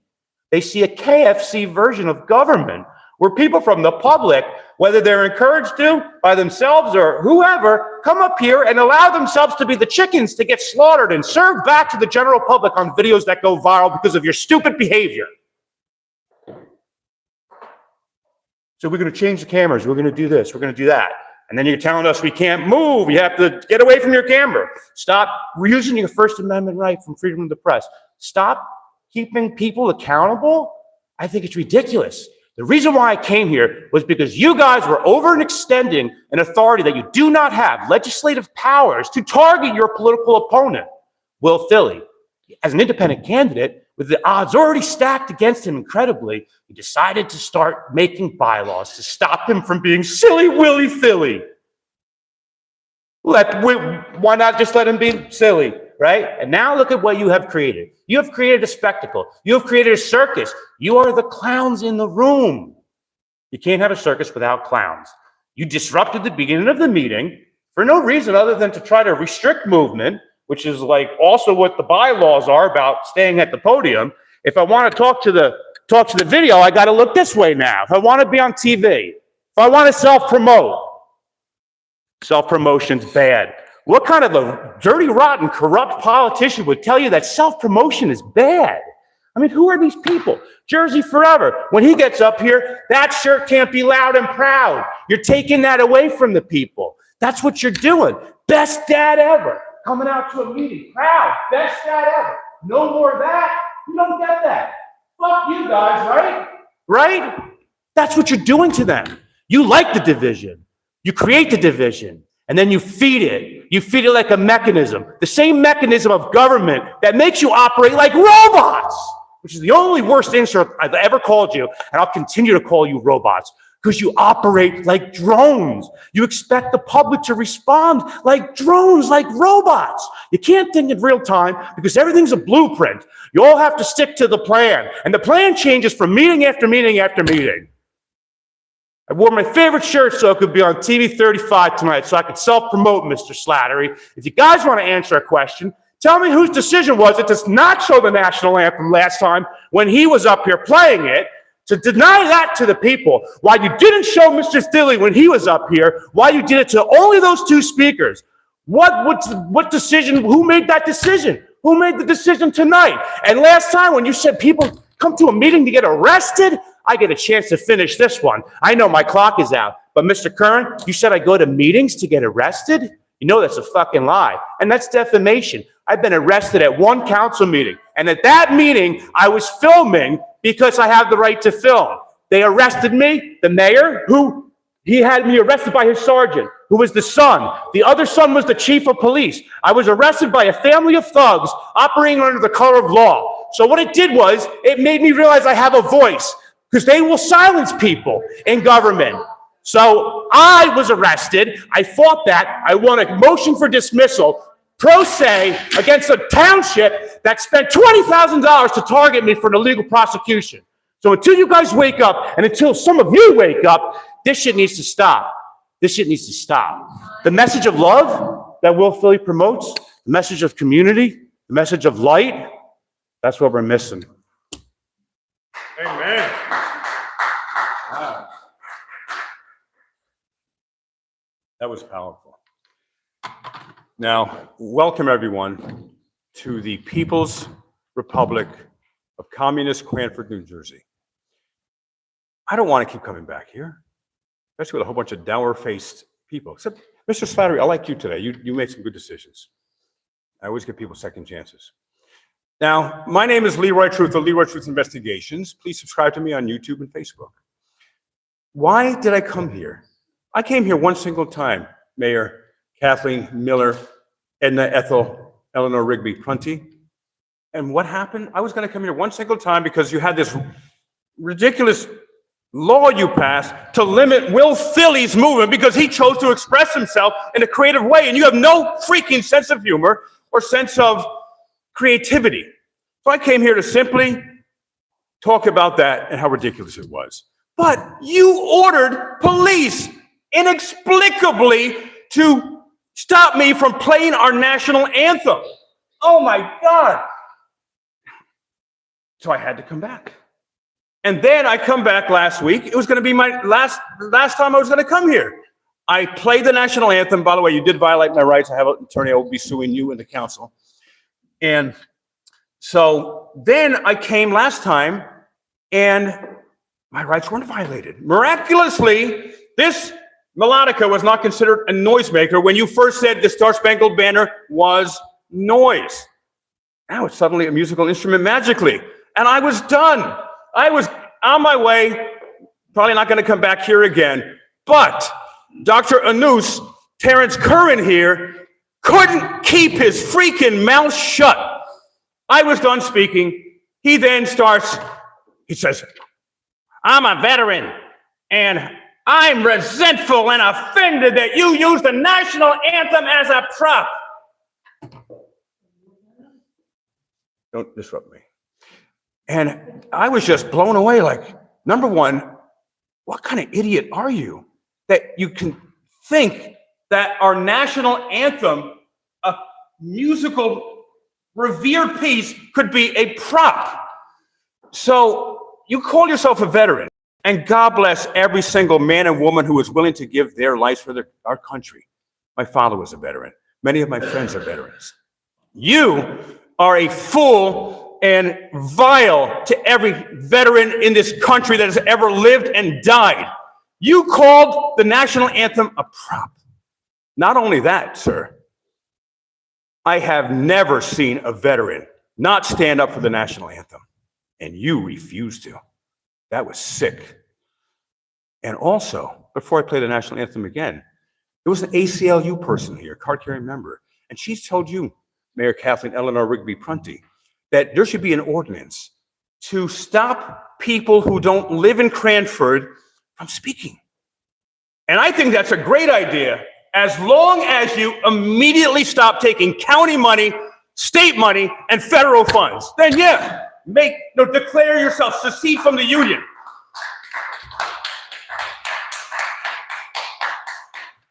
So now I'm going to play the national anthem once again to remind you of your constitutional oath. I'm going to ask all of the committee people to stand for the national anthem, respecting all of our veterans who lived and died, and especially you, Terrence Curran, so-called commissioner.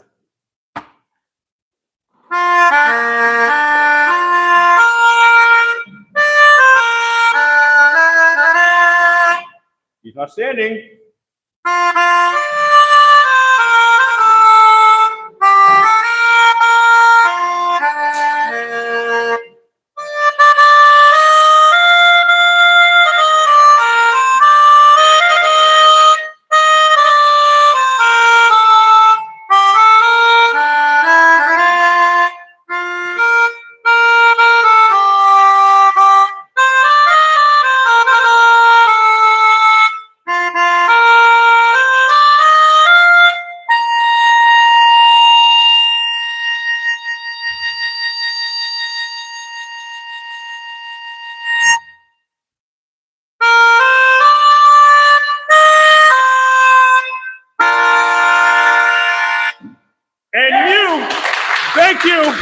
And you, Terrence Curran, are a disgrace to every single man and woman who has died for our country. You wouldn't stand for the national anthem.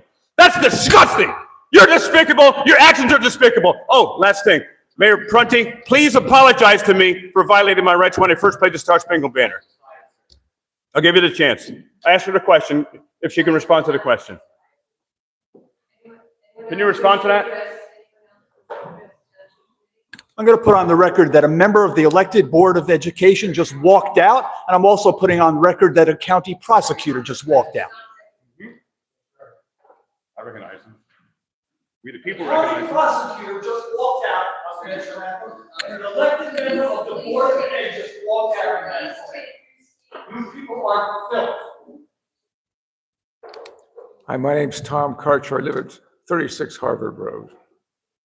And I want to address the committee. Thank you for your work. I've always found the committee members to be very responsive.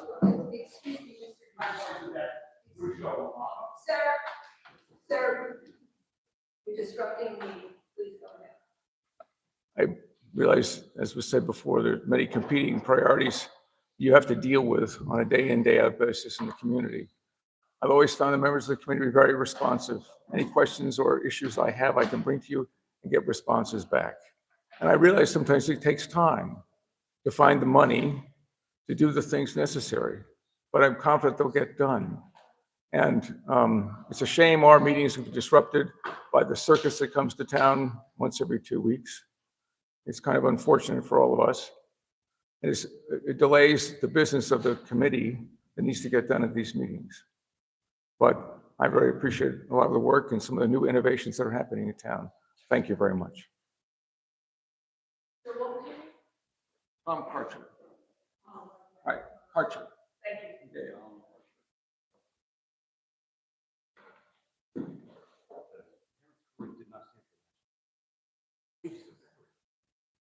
Please, sir.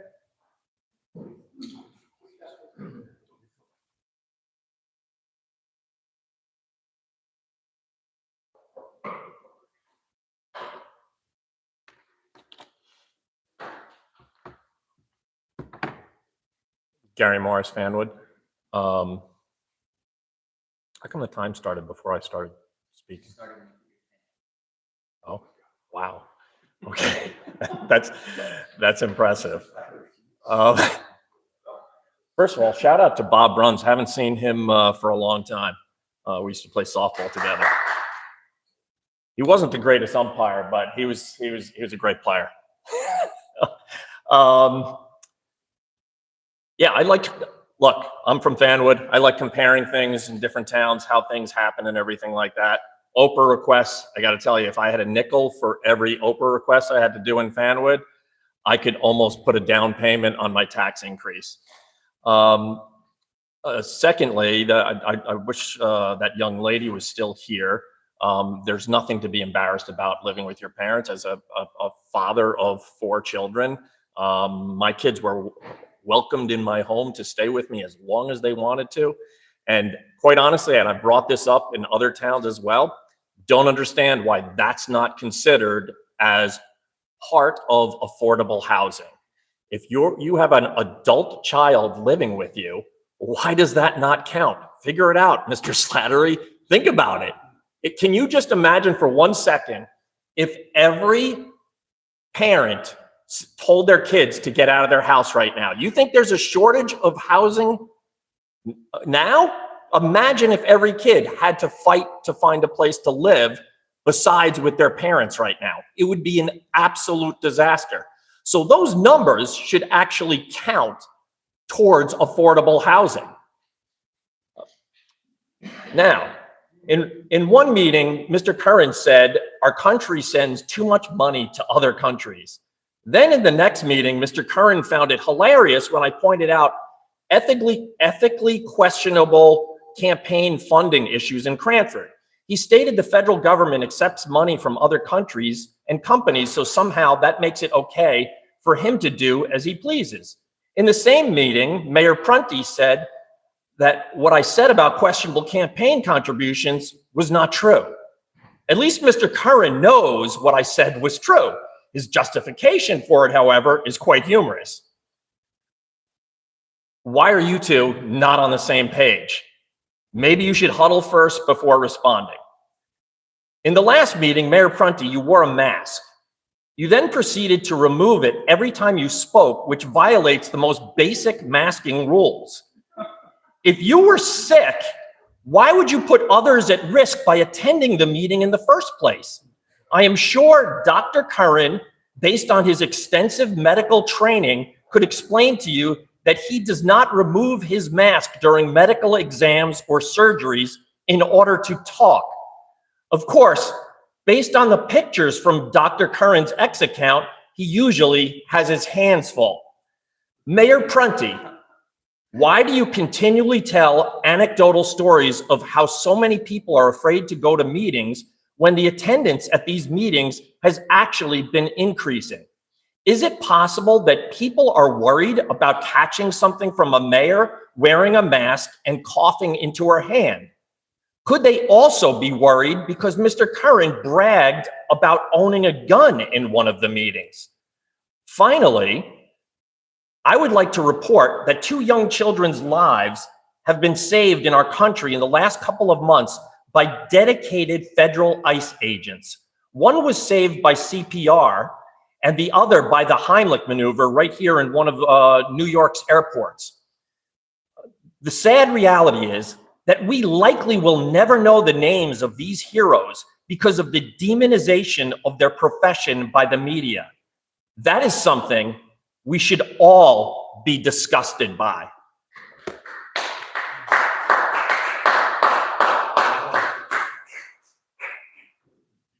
Anyone else who wishes to speak?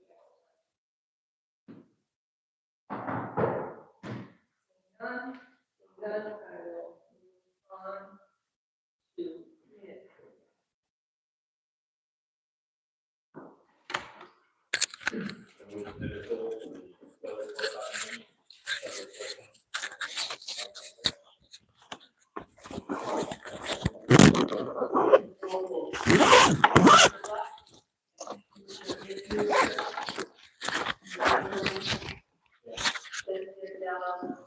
Yes.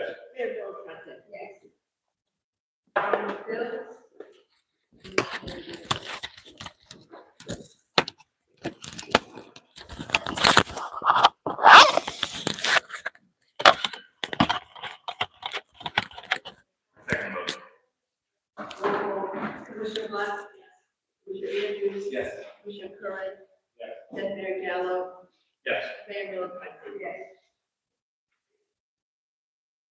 Ordinance for public hearing and adoption. Ordinance number 2026-09. An ordinance to amend the code of the township of Cranford, chapter 397, regarding SJW mandated regulation of tree removal and measure chapter 205, article 4, regarding tree replacement standards. I'd like to open the public hearing on ordinance number 2026-09. Questions, comments, from the public?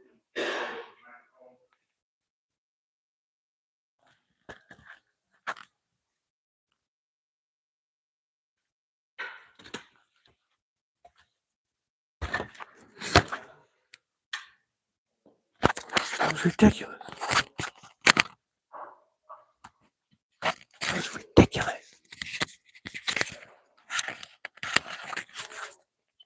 Hold on, we got to go down the hallway for a minute. We don't want to talk where they can hear us.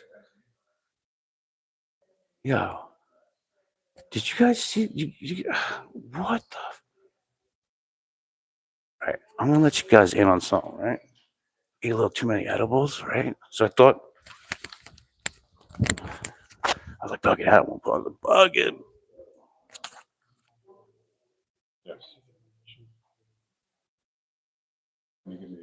Yeah, so when you get it, Just give it to me. Okay, so yeah, so there, so the dude, yo, a lot went down. All right, so I ate edibles, right? A little too many, you know. So I was like super baked and like, you know, just vibe and like whatever. I don't really know what I'm gonna do for my public comment, but I never kind of really know. I just go off the, you know, top of my head, whatever's going on. I just vibe things out and then, you know, just go for it. Obviously, I went for it tonight. It shit pisses me off what they're doing, you know, it really does. More than half the room left the meeting when the Star Spangled Banner was played after they originally banned it.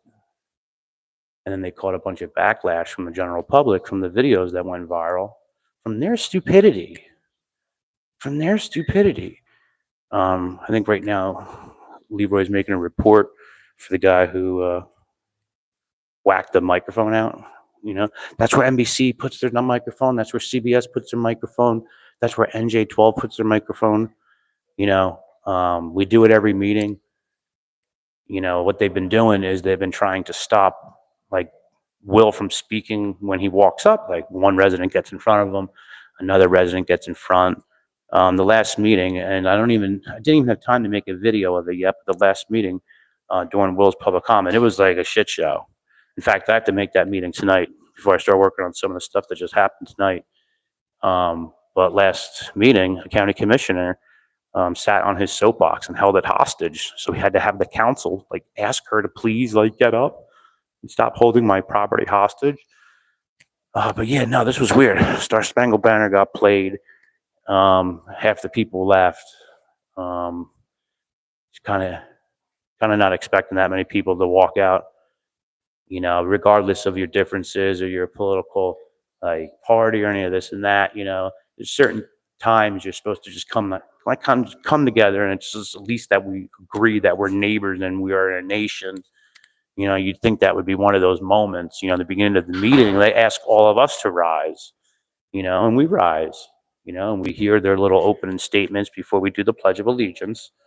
You know, but out of respect, you know, they're all doing their moment of asking people to rise. And, you know, if someone says rise for the national anthem, I do it.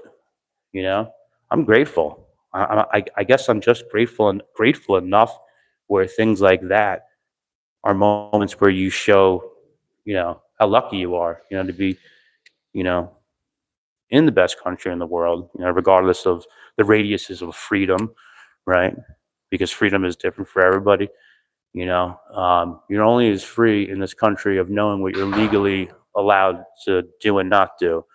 You know, so therefore people kind of live at different radiuses of freedom. You know, if you don't know you're allowed to do something, you know, or if someone says you can't do something, you just believe them, you know, then you're getting brainwashed, you're getting conformed.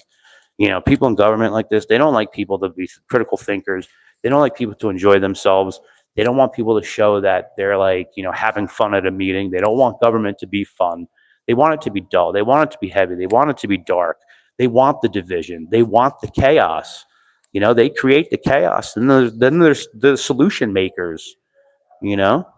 So it's wild. It's wild, guys. Hit that like button if anyone's in the chat here who hasn't hit it. Yeah, I'm blown away, man. I got pissed tonight. I definitely got worked up during my public comment, you know? So I'm just baked. I'm just chilling, doing my thing, you know? And then I seen like the guy whack the microphone out. I'm like, all this chaos. You can't stand here. You can't stand there with the filming. You know what I mean? So it just got weird, you know? It just got weird quick. It's actually a good shot. Yeah, I am stoned. No, I'm digging the shot. You got the I guess you guys might have lost you there for a minute. But yeah, I was just digging this shot. Definitely am pretty stoned. You know, like the hallway you got down there and the other way. Oh yeah, I like this spot. I should do my opening intros when I come to Cranford right here. It's a pretty good spot. But anyway, all right, whatever. I'm losing my train of thought. But yeah, that was a crazy meeting. And surprised that many people left for the national anthem. Like, what the hell? You know, plus public comments in the beginning of the meeting. That's what's weird. Public comments is in the beginning, but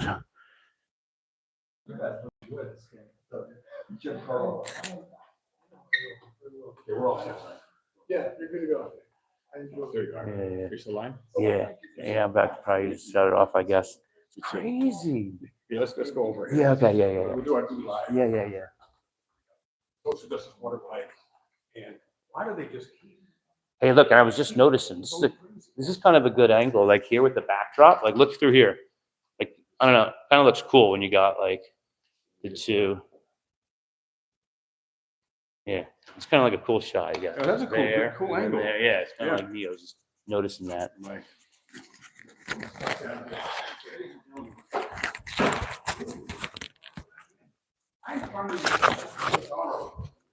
Crazy. It's crazy. Yo. What are your thoughts? You know, Oh my God. I have a few. I have a few that are rolling through my head right now. One, I'm surprised that many people left for the national anthem. But then as I hear myself even say that right now, emphasize, you know what I mean? It's like, it's so kills me because I like what Will has good ideas about these meetings, you know, like making public comments kind of like a participation thing. You raise your hand, you know, you ask questions. Yes, you can still go up to the microphone and do it like that or whatever.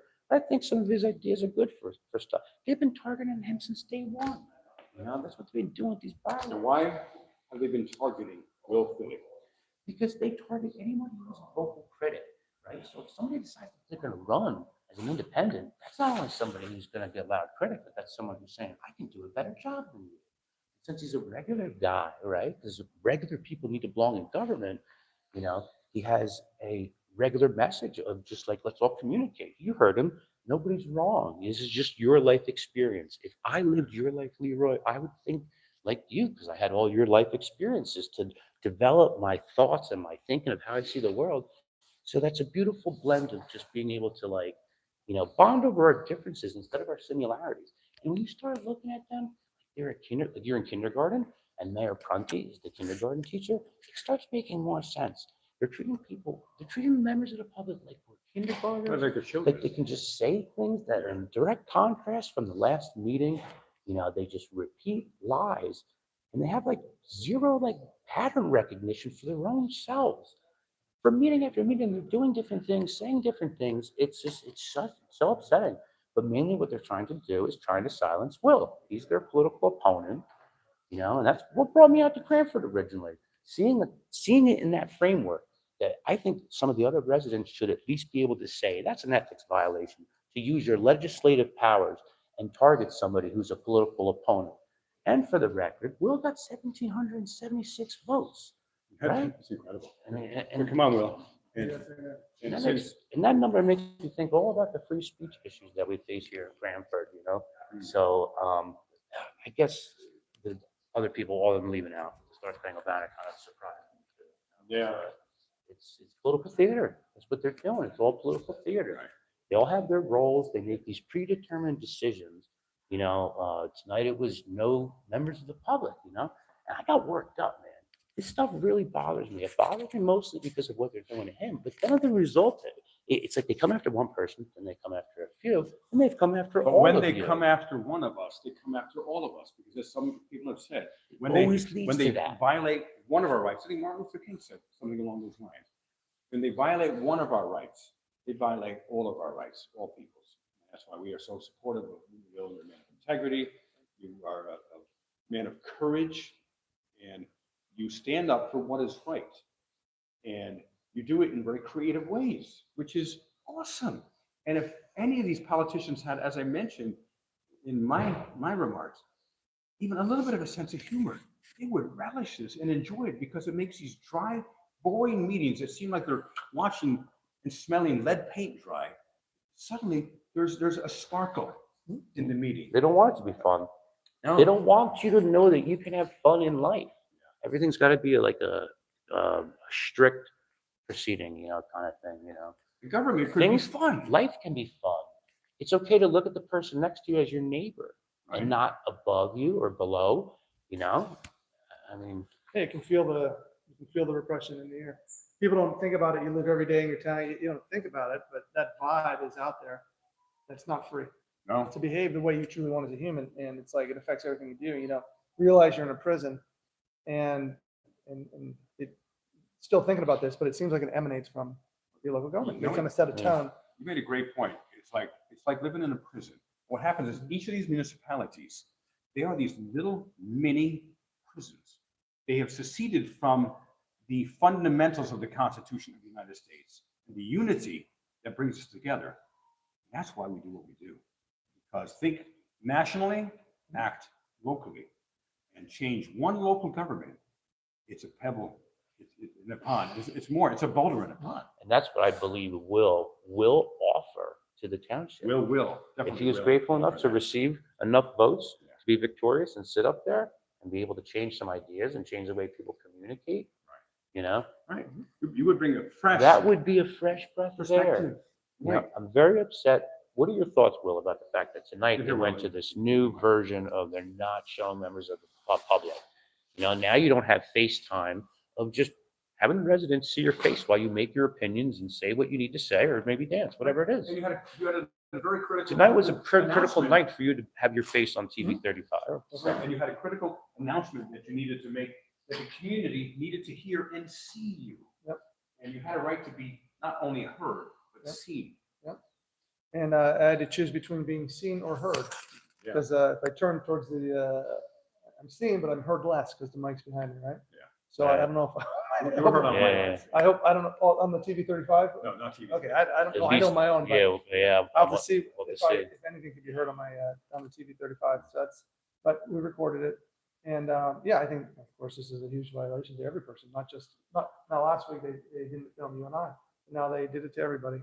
Right. And that's insane. So that's another violation for you and I last week, because that was definitely Well, it was- not content neutral. They said if they're not gonna show you and I, they're not gonna show anybody.